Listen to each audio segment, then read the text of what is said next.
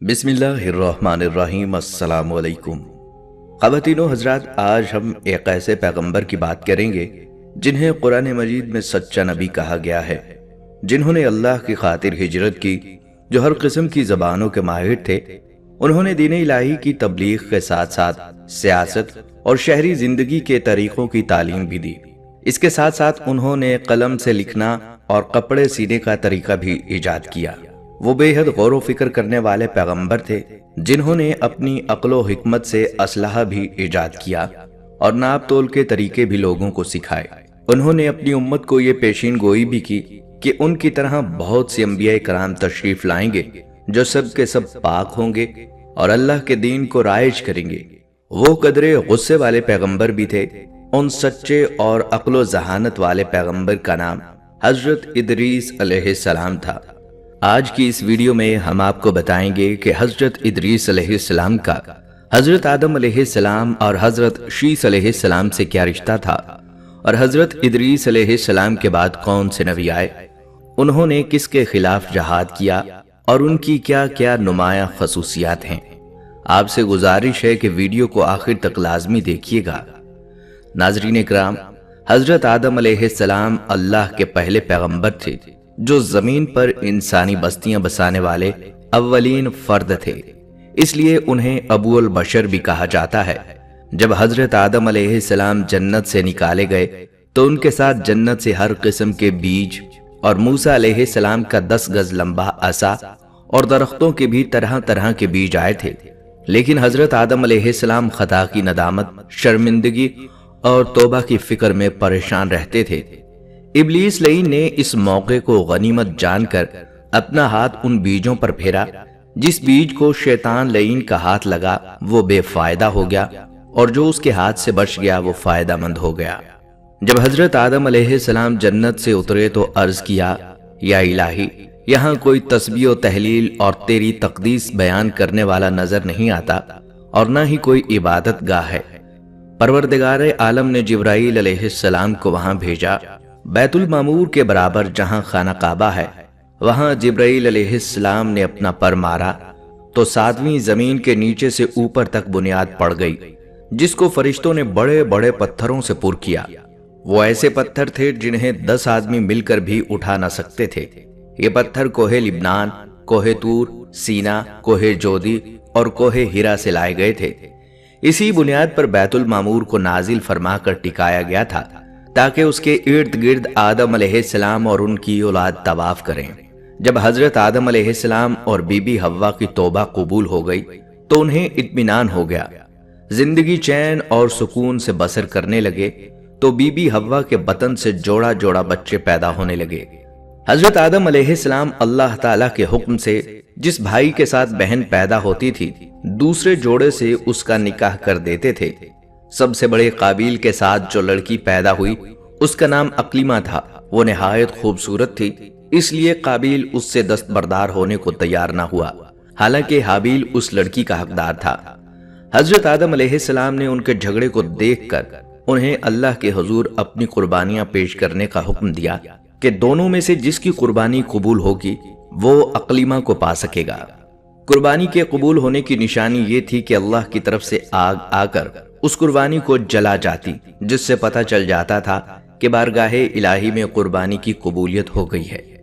चुनांचे बहुक्म खुदा हाबिल की कुर्बानी कबूल हुई, जिसने काबिल को गजबनाक कर दिया। उसने गमो गुस्से से मगलूब होकर हाबिल से कहा, अब मैं तुझे कत्ल कर दूंगा, जैसा कि कुरान करीम में इरशाद बारी ताला है। और ऐ पैगंबर, उनके सामने आदम के 2 बेटों का वाकया ठीक ठीक पढ़कर सुनाओ। जब दोनों ने एक एक कुर्बानी पेश की थी और उनमें से एक की कुर्बानी कबूल हो गई और दूसरे की कबूल ना हुई, उस दूसरे ने पहले से कहा, मैं तुझे कत्ल कर डालूंगा। पहले ने कहा, अल्लाह तो उन लोगों से कुर्बानी कबूल करता है जो मुत्तकी हों। अगर तुमने मुझे कत्ल करने को अपना हाथ बढ़ाया तब भी मैं तुम्हें कत्ल करने को अपना हाथ नहीं बढ़ाऊंगा। मैं तो अल्लाह रब्बुल आलमीन से डरता हूं। मैं तो ये चाहता हूं कि अंजामकार तुम अपने और मेरे दोनों के गुनाह में पकड़े जाओ और दोज़खियों में शामिल हो, और यही जालिमों की सजा है। आखिरकार उसके नफ्स ने उसको अपने भाई के कत्ल पर आमादा कर लिया। चुनांचे उसने अपने भाई को कत्ल कर डाला اور نامرادوں میں شامل ہو گیا۔ کہتے ہیں کہ جنگل میں حابیل ایک پتھر پر سر رکھ کر سویا ہوا تھا کہ قابیل نے اوپر سے دوسرے پتھر سے مار کر شہید کر دیا، لیکن قتل کرنے کے بعد اس کی لاش کو چھپانے کا طریقہ نہیں جانتا تھا، کیونکہ اس سے پہلے آدم علیہ السلام کی اولاد میں سے کوئی فوت نہیں ہوا تھا۔ اس لیے قابیل حیران اور پریشان تھا کہ اب کیا کرے۔ پھر اللہ تعالیٰ نے مہربانی فرما کر ایک کوے کو بھیجا۔ بعض کہتے ہیں کہ 2 کوے تھے، ایک نے دوسرے کو مارا، پھر زمین کرید کرید کر گڑھا بنایا، پھر اس میں اس مردہ کو رکھا اور اس پر مٹی ڈال دی، جیسا کہ فرمان باری تعالیٰ ہے۔ پھر اللہ نے ایک کوا بھیجا جو زمین کھودنے لگا تاکہ اسے دکھائے کہ وہ اپنے بھائی کی لاش کیسے چھپائے۔ یہ دیکھ کر وہ بولا، ہائے افسوس، کیا میں اس کوے جیسا بھی نہ ہو سکا کہ اپنے بھائی کی لاش چھپا دیتا۔ اس طرح بعد میں وہ بڑا شرمندہ ہوا۔ حدیث مبارکہ میں آتا ہے کہ رسول اللہ صلی اللہ علیہ وآلہ وسلم نے فرمایا، جب بھی کوئی انسان ظلم سے قتل کیا جائے تو آدم علیہ السلام کے سب سے پہلے بیٹے قابیل کے نامہ اعمال میں بھی اس قتل کا گناہ لکھا جاتا ہے، کیونکہ قتل ناحق کی بنیاد سب سے پہلے اسی نے قائم کی تھی۔ حضرت حابیل کے شہید ہونے کے بعد حضرت آدم علیہ السلام غم زدہ رہتے تھے، کیونکہ یہ ان کی نسل میں پہلا واقعہ تھا، تو اللہ تعالیٰ نے اپنے فضل و کرم سے ان کو حضرت شیس علیہ السلام جیسا بیٹا عطا فرمایا، تاکہ ان کی نسل سے حضرت محمد صلی اللہ علیہ وآلہ وسلم پیدا کیے جائیں۔ حضرت شیس علیہ السلام پر کچھ صحیفے بھی اترے۔ حضرت آدم علیہ السلام نے وصیت فرمائی تھی کہ حضرت نوح علیہ السلام کا زمانہ پاؤ تو میرے جسد کو کشتی نوح میں رکھ دینا، ورنہ اپنی اولاد کو نصیحت کر دینا۔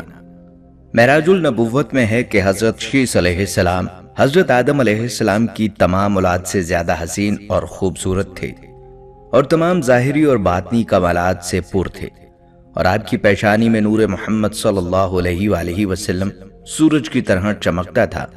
ان سے آدم علیہ السلام سے نور محمدی صلی اللہ علیہ وآلہ وسلم کی حفاظت کے بارے میں ایک عہد نامہ تحریر کروایا تھا، تاکہ نور محمدی کو پاک رحموں اور پاک پشتوں میں پہنچایا جائے، اس عہد نامے پر عمل کیا جائے اور اس عہد نامہ کو ایک دوسرے تک پہنچایا جائے۔ چنانچہ اسی طرح کیا گیا۔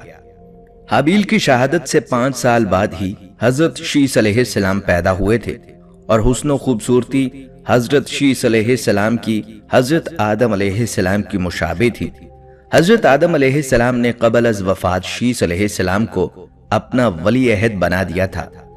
حضرت شیس علیہ السلام حضرت آدم سے جنت کی خوبیاں ہمیشہ سنتے رہتے تھے، اور آسمانی صحیفے کے مضمون بھی دریافت کرتے رہتے تھے، اس لیے دنیاوی لذتیں اور لوگوں سے تنہائی اختیار کر لی تھی، اکثر عبادت میں مشغول رہتے۔ حضرت شیس علیہ السلام کے زمانے میں لوگ 2 قسم کے تھے، ایک حضرت شیس علیہ السلام کی تابعداری میں تھے، آپ کی نصیحت سے سیدھے راستے پر تھے، اور دوسرا گروہ قابیل کی اولاد کی تابعداری میں مشغول تھا۔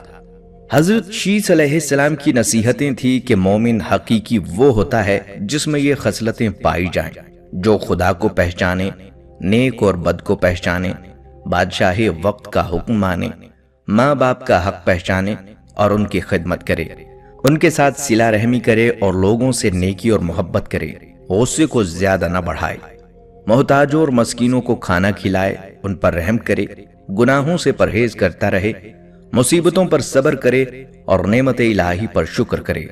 تفسیر عزیزی میں ہے کہ ان پر 50 صحیفے اترے تھے۔ حضرت شیس علیہ السلام کا ذکر قرآن پاک میں کہیں نہیں، بعض کتابوں میں آپ کی عمر 912 سال بتائی گئی ہے۔ حضرت ادریس علیہ السلام حضرت آدم علیہ السلام کی نسل میں سے تھے، اور ان کے آباء میں حضرت شیس علیہ السلام بھی شامل تھے، جن کے بعد نبوت حضرت ادریس علیہ السلام کو ملی۔ آپ علیہ السلام حضرت شیس علیہ السلام کے بیٹے انوش کی نسل میں سے ہیں۔ آپ کے والد کا نام یارد اور والدہ کا نام برقانہ تھا۔ آپ کی بیوی کا نام آدنہ تھا۔ آپ کا ایک بیٹا بھی تھا جس کا نام متوشالخ تھا۔ ادریس علیہ السلام حضرت نوح علیہ السلام کے پردادا بھی ہیں۔ آپ علیہ السلام کا اصل نام اخنوک یا ہنوک تھا۔ آپ کا لقب ادریس ہے۔ آپ کو یہ لقب اس لیے ملا کیونکہ دنیا میں آپ علیہ السلام نے سب سے پہلے لوگوں کو لکھنے پڑھنے کا درس دیا۔ اسی بنا پر لوگ آپ علیہ السلام کو ادریس یعنی درس دینے والا کہہ کر پکارنے لگے۔ آپ علیہ السلام کی ولادت عراق کے شہر بابل میں ہوئی۔ قرآن مجید کی 2 سورتوں میں آپ کا ذکر آیا ہے۔ سورہ مریم کی آیت نمبر 55 میں خدا نے آپ کو سچا نبی کہا ہے۔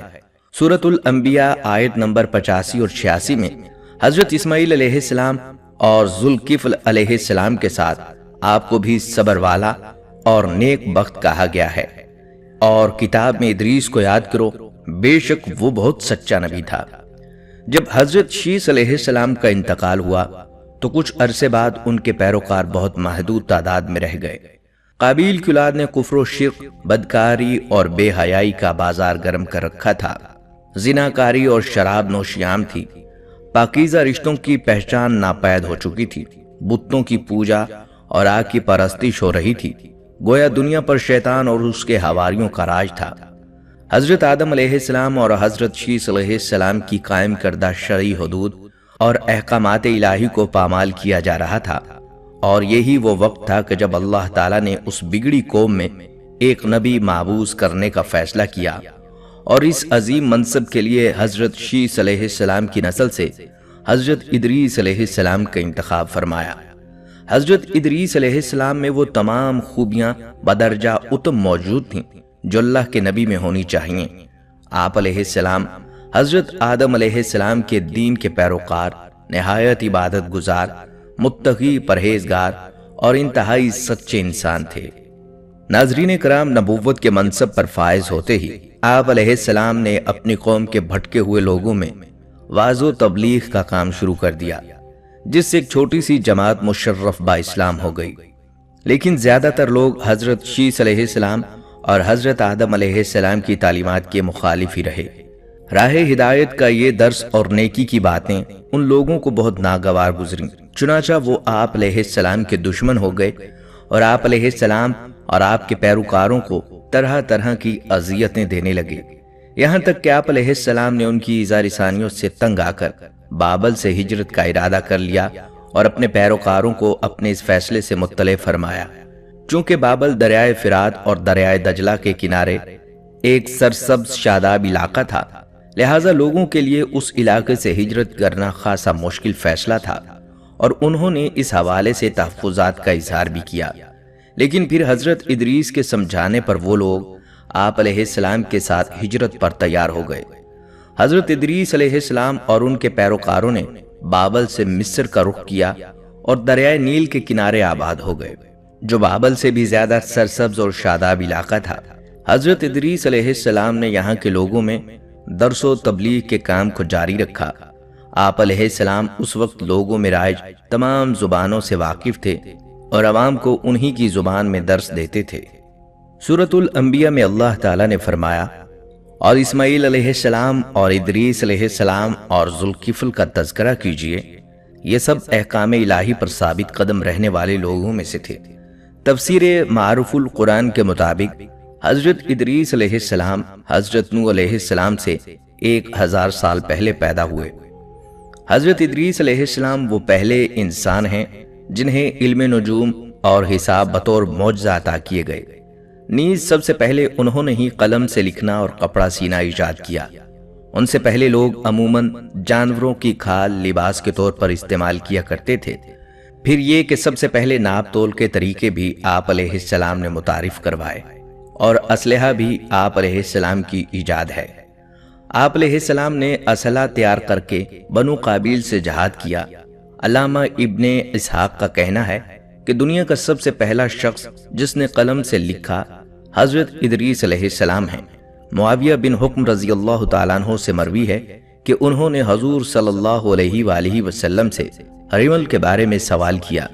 یہ ایک ایسا علم ہے جس میں ریت پر مخصوص لکیریں کھینچ کر کچھ معلوم کیا جاتا ہے۔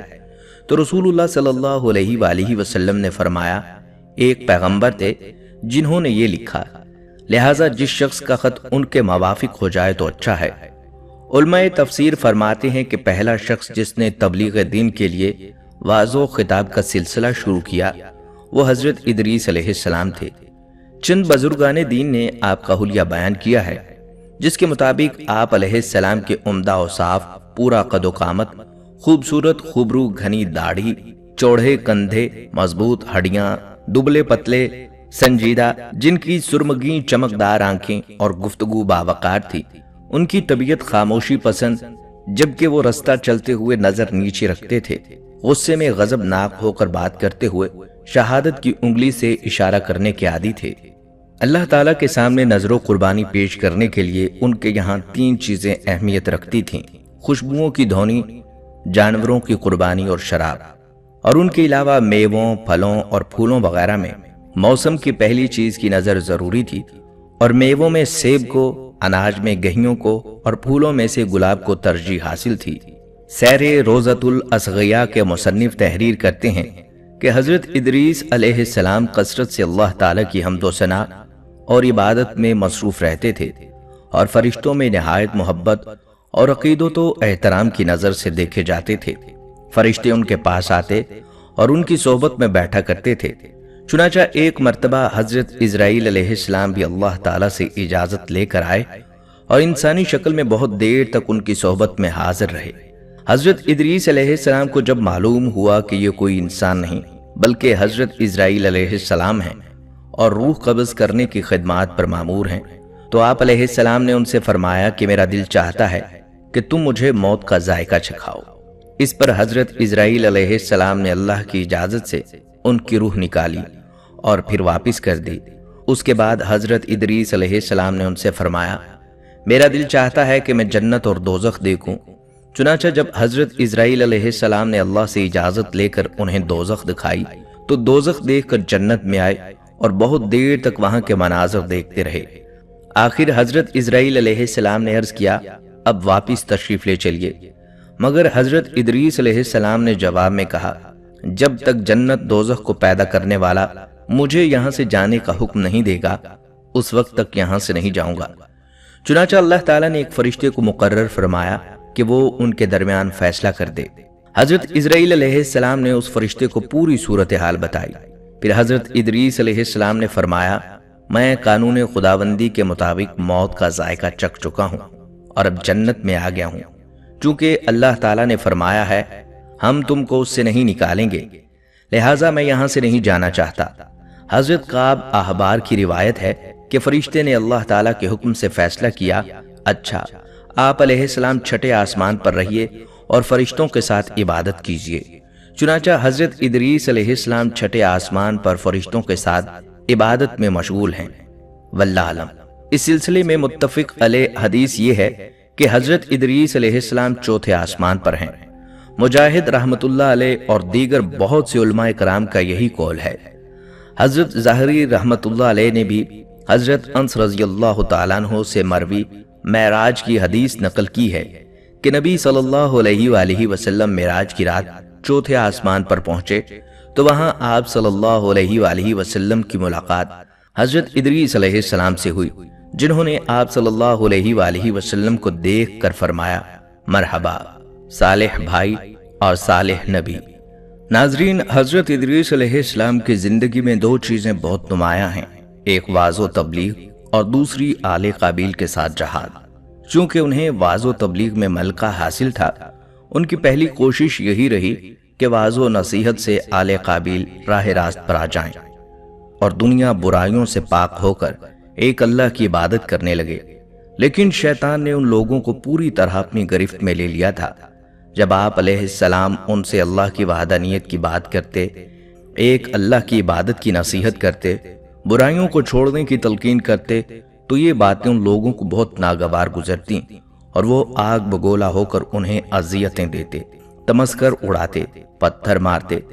दरअसल एक तवील अरसे तक शैतान के ज़ेरे असर रहकर ये लोग कुफ्र शिर्क और बुराइयों की दलदल में गर्दन तक धंस चुके थे।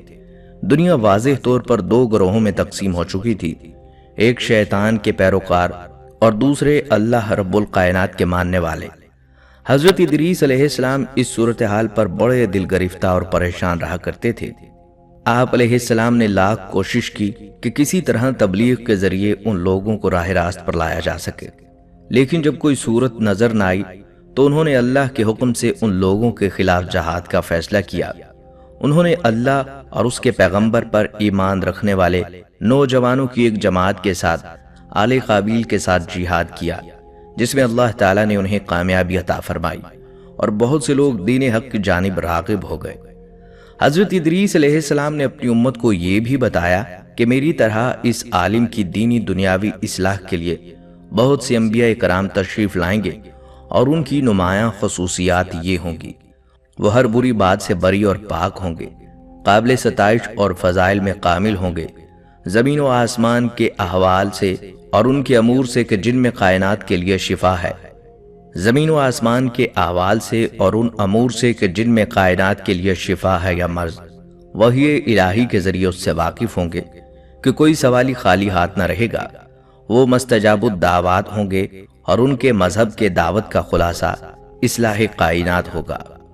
بلال بن سیار کہتے ہیں کہ حضرت ابن عباس رضی اللہ تعالیٰ عنہ نے حضرت قعب سے پوچھا کہ قرآن پاک کی اس آیت یعنی ہم نے ان کو اونچی جگہ اٹھا لیا کا کیا مطلب ہے؟ تو حضرت قعب رضی اللہ تعالیٰ عنہ نے فرمایا، اللہ تعالیٰ نے جب حضرت ادریس علیہ السلام کی طرف وحی بھیجی کہ میں تمہیں ہر روز تمام بنی آدم کے اعمال کے برابر درجات دیتا ہوں، اس سے مراد اس زمانے کے تمام بنی آدم ہیں، تو حضرت ادریس علیہ السلام نے چاہا کہ پھر تو اعمال میں اور اضافہ ہونا چاہیے۔ لہٰذا جب ان کے پاس فرشتے آئے تو انہوں نے وحی کا ذکر کرتے ہوئے کہا، میں چاہتا ہوں کہ ملک الموت سے بات کروں اور پوچھوں کہ کب تک میری زندگی باقی ہے۔ فرشتے نے حضرت ادریس علیہ السلام کو اپنے پروں پر اٹھا لیا اور انہیں لے کر آسمان کی طرف بلند ہو گیا۔ جب وہ چوتھے آسمان پر پہنچے تو ان کی ملک الموت سے ملاقات ہو گئی جو نیچے اتر رہے تھے۔ حضرت ادریس علیہ السلام کے دوست فرشتے نے ملک الموت سے حضرت ادریس علیہ السلام کے بارے میں ذکر کیا تو اسرائیل علیہ السلام نے پوچھا، حضرت ادریس کہاں ہیں؟ فرشتے نے جواب دیا کہ وہ میری پشت پر ہیں۔ اس پر ملک الموت نے حیرت کا اظہار کرتے ہوئے کہا، واہ، تعجب ہے، مجھے پروردگار کی طرف سے کہہ کر بھیجا گیا ہے کہ حضرت ادریس کی روح چوتھے آسمان پر قبض کر لوں، تو میں نے سوچا کہ وہ تو زمین پر ہیں، ان کی روح چوتھے آسمان پر کیسے قبض کروں؟ ابھی اسی سوچ و بچار میں تھا اور زمین پر اتر رہا تھا کہ تم انہیں لے کر چوتھے آسمان پر آ گئے، پھر ملک الموت نے ان کی روح قبض کر لی۔ ابن ابی حاتم نے اس آیت کی تفسیر میں اس حدیث کو ذکر کرتے ہوئے یہ اضافہ کیا کہ حضرت ادریس علیہ السلام نے فرشتوں سے کہا، ملک الموت سے میرے بارے میں سوال کرو کہ میری عمر کتنی باقی رہ گئی ہے، جبکہ حضرت ادریس علیہ السلام فرشتے کے ساتھ ہی تھے۔ فرشتے کے سوال پر ملک الموت نے کہا، جب تک میں انہیں دیکھ نہ لوں اس وقت تک کچھ بتا نہیں سکتا۔ پھر ملک الموت نے حضرت ادریس علیہ السلام کو دیکھ لیا تو فرشتے سے کہا، آپ مجھ سے ایسے شخص کے بارے میں سوال کر رہے ہیں جس کی زندگی پلک جھپکنے سے بھی زیادہ نہیں رہی۔ پھر فرشتے نے پر کے نیچے حضرت ادریس علیہ السلام کو دیکھا تو ان کی وفات ہو چکی تھی۔ قصص الانبیاء۔ ناظرین، حضرت ادریس علیہ السلام نے جو قواعد و ضوابط اور قانون وضع کیے وہ زمانے کے تمام طبقہ ہائے فکر کے لیے قبول تھے۔ قرۂ ارض پر موجود آبادی کو انتظام و انصرام کے غرض سے 4 حصوں میں تقسیم کر کے ہر حصے کے لیے ایک حاکم مقرر فرمایا اور اس جغرافیائی تقسیم کی بنیاد پر قوانین وضع کیے۔ حضرت ادریس علیہ السلام نے جو شریعت پیش کی اس کا خلاصہ یہ ہے، پرستش کے لائق ہستی وہی ہے جس نے آسمانوں اور زمین کو پیدا کیا۔ نیک اعمال سکون آشنا زندگی سے ہمکنار کرتے ہیں۔ نمبر 3، مادی دنیا اور اس سے تعلق رکھنے والی ہر شے عارضی اور فنا ہونے والی ہے۔ نمبر 4، عدل و انصاف اور قانون کی پاسداری سے معاشرے سے نفی طرزیں ختم ہو جاتی ہیں۔ نمبر 5، شرعی احکام پر غور و فکر کے ساتھ عمل درآمد سے بہترین نتائج مرتب ہوتے ہیں۔ نمبر 6، حرام سے دل زنگ آلود ہو جاتا ہے، اس سے اجتناب کرنا چاہیے۔ نمبر 7، طہارت و پاکیزگی کا اہتمام ایمان کا حصہ ہے۔ نمبر 8، ایام بیض یعنی ہر قمری ماہ کی 13، 14 اور 15 تاریخ کے روزے رکھنا اور زکوٰۃ دینا باطنی پاکیزی اور مال و دولت کی محبت سے نجات کے لیے بہترین عمل ہے۔ نمبر 9، حضرت ادریس علیہ السلام نے اپنی امت کے لیے سال میں چند دن عید کے لیے مقرر فرمائے اور مخصوص اوقات میں نظر اور قربانی دینا فرض قرار دیا۔ شہروں میں سڑکوں کا جال بچھایا، کاروبار کے لیے مارکیٹیں بنوائی، کھیل کود کے لیے میدان بنوائے، مکانات اور دوسری عمارتوں کو نقشے کے مطابق بنانے کی پلاننگ کی۔ حضرت ادریس علیہ السلام نے علم و عمل کے اعتبار سے نوع انسانی کو 3 طبقات میں تقسیم کیا: علماء، بادشاہ، رعیت۔ حسب ترتیب ان کے مراتب مقرر فرمائے۔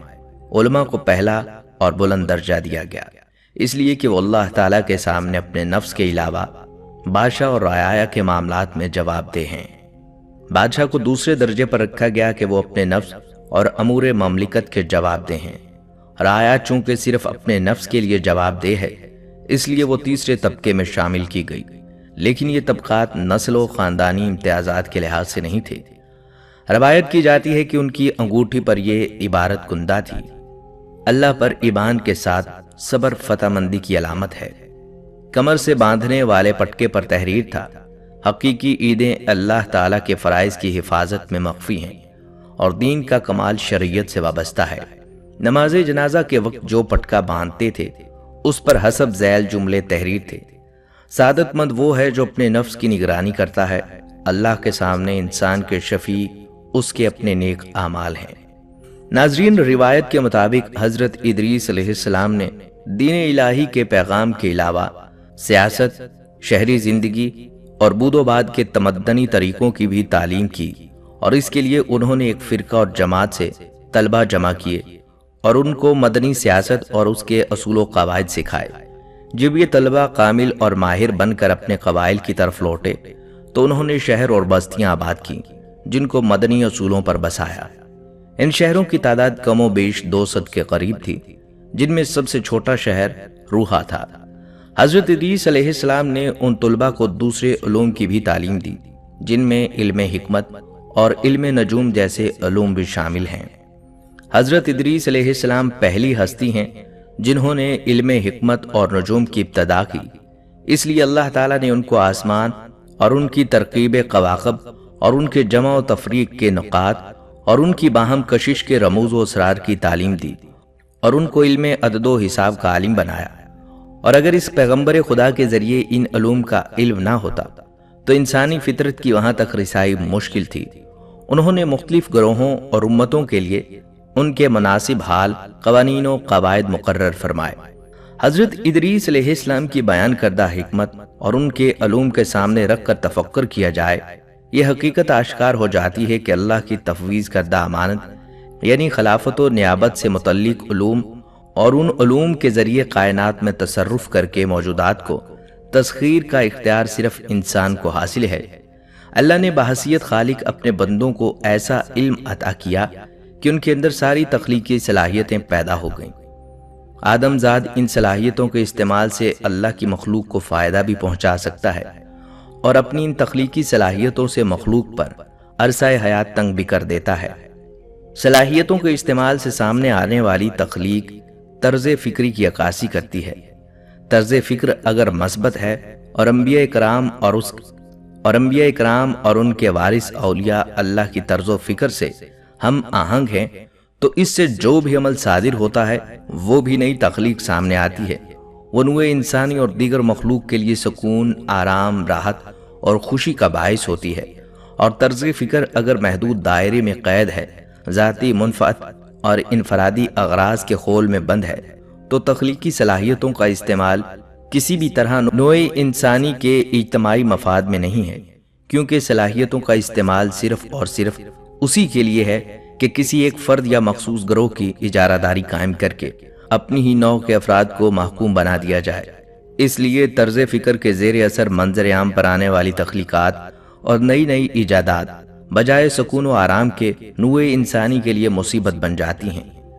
انبیاء کرام چونکہ جس طرز فکر کے حامل ہوتے ہیں جس میں یہ بات راسخ ہوتی ہے کہ کائنات کی تمام چیزوں کا اور ہمارا مالک اللہ ہے، کسی چیز کا رشتہ براہ راست ہم سے نہیں بلکہ ہم سے ہر چیز کا رشتہ اللہ کی معرفت قائم ہے، لہٰذا ان کی سوچ لامحدود وسعتوں کی حامل ہوتی ہے اور اللہ تعالیٰ کے ان فرستادہ بندوں سے اللہ کی عطا کردہ اختیارات کے تحت جو تخلیقات ظہور میں آتی ہیں ان سے اللہ کی مخلوق کی فلاح کا سامان میسر آتا ہے، کیونکہ وہ مظاہر کے پس پردہ کام کرنے والی حقیقت سے باخبر ہوتے ہیں اور حقیقت میں ذہنی انتشار نہیں ہوتا، حقیقت کے اوپر غم اور خوف کے سائے نہیں منڈلاتے، حقیقی دنیا سے متعارف بندے ہمیشہ پرسکون رہتے ہیں۔ नाज़रीन, अल्लाह ताला ने कुरान पाक में सूरह बकरा की पहली आयतों में फरमाया है कि ये किताब उन लोगों के लिए है जो मुत्तकी हैं, और मुत्तकी लोग वो हैं जो गैब पर यकीन रखते हैं।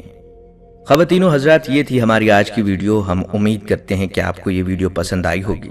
अगर आपको हमारी ये वीडियो पसंद आई है तो आपसे गुजारिश करते हैं कि आप हमारे चैनल को ज़रूर सब्सक्राइब करें और हमारी इस वीडियो को अपने दोस्तों तक लाजमी पहुंचाइएगा ताकि उनके इल्म में भी दीन का इजाफा हो सके। अगली वीडियो तक के लिए इजाज़त दीजिए। अल्लाह हाफिज़।